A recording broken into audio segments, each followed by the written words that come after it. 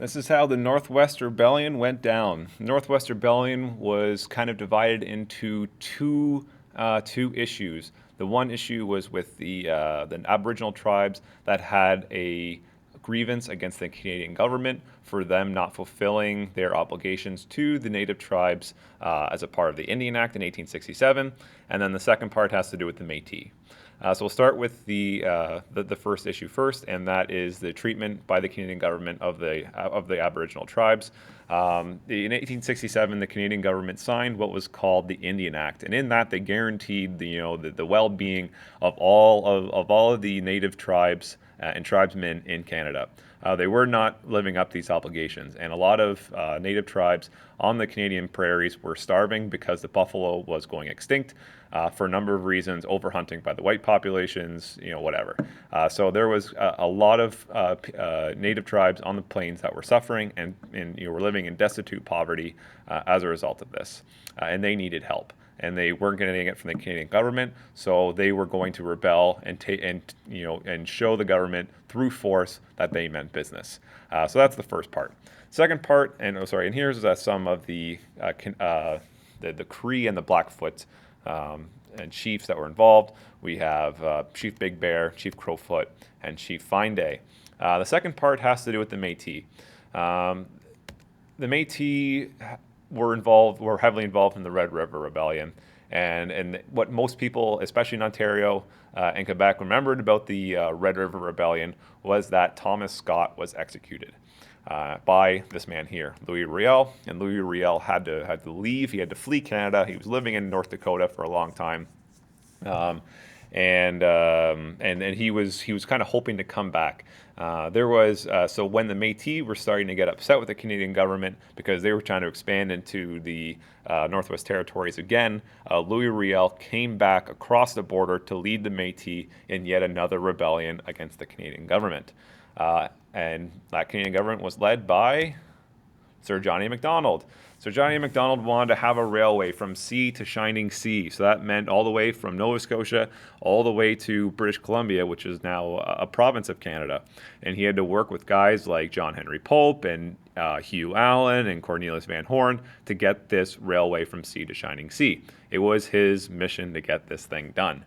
Here's a picture of the last spike of the Canadian Pacific Railway. This happened, I believe, in 1885, but the Northwest Rebellion had already been finished at that point. Here's another picture of the Canadian Pacific Railway a little bit later after the Northwest Rebellion.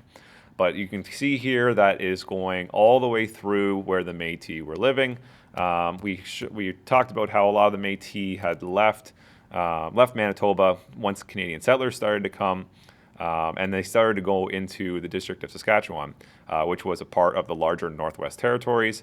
So most of the action that has to do with the Northwest Rebellion happened here in the District of Saskatchewan, where a lot of the Métis were going and where there were a significant amount of Aboriginal tribes there, mainly the Blackfoot and the Cree. Most of the native tribes in the North American plains were nomadic people, and they followed around the buffalo, and they were all suffering from the same problem that the population was dwindling, and that they were starting to live in poverty, and they were starving, and they both had governments. Both the Canadian government and the American government were not treating their native populations very well. And so some other native tribes, even in the United States, were starting to rebel. So this was not an isolated incident in Canada. This was going on in the States too.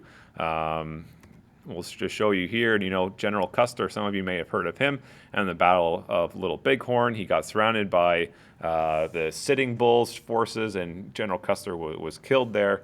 It wasn't a very pretty scene. So there's rebellions going on all over the North American plains. This is the time of cowboys and Indians and all those adventures and Western movies and stuff.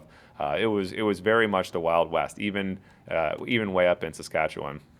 And again, a lot of the Aboriginal tribes, the Cree and the Blackfoot, were upset with the Canadian government because they were not fulfilling their obligations set out by the Indian Act. And the Indian Act said the Canadian government must look out for the Aboriginal tribes of Canada, and they weren't doing that very well. So the Aboriginal tribes, Cree and the Blackfoot, they were going to get what was owed to them by force. Oh, and here's another American, Native American, Geronimo. You guys may have heard of him before. This is Gabriel Dumont. He is a Métis. He is a part of the Métis, and he was the military commander of the Métis during the Northwest Rebellion. So he was kind of like the military arm of Louis Riel. He knew that he couldn't win a head-on military conflict against the Canadian government, so he decided to adopt guerrilla tactics. Now, this doesn't mean that these are like guerrillas, like monkeys or whatever. Guerrilla tactics are when you have smaller force and you know that you're a smaller force and you have knowledge of the terrain, which the Métis did, that you use small-scale hit-and-run tactics. You don't fight the bigger army head-on. So you use small-scale tactics, hit and runs in order to accomplish your goals. And he was a big proponent of this. So there was a couple things that you have to do first in a guerrilla war. You have to get supplies, and you have to hit the enemy where they are most vulnerable. A lot of the Métis forces were kind of hanging out here in the district of Saskatchewan. They weren't going to go all the way over here to Ottawa and conquer Ottawa. That wasn't going to happen. They were going to let the Canadian forces come to them. And the other thing they had to do is they had to find supplies. And to find supplies, they raided, and the Cree and the Blackfoot were doing this too, is they raided the old Hudson's Bay trading forts that were littered across the old Hudson's Bay territory of Rupert's Land and now Northwest Territories to find supplies. So the area that we're dealing with mainly is in between the Saskatchewan rivers. There's lots of trading forts along here where you could find food and ammunition and rifles and stuff. The people, the Métis, the Cree, and the Blackfoot were fighting against were the Northwest Mounted Police, not the Northwest Mounted Army. There is a big difference for that. Sir John A. Macdonald was very cautious that he didn't want to send up what was called an army to squash this rebellion. He was afraid that if he sent what was called an army to squash this rebellion, that the United States would get kind of afraid, or they would get their backs up that an army was there. But if you called them the police, it didn't seem as threatening. So they sent up the Northwest Mounted Police, who look very military-like here in this photo.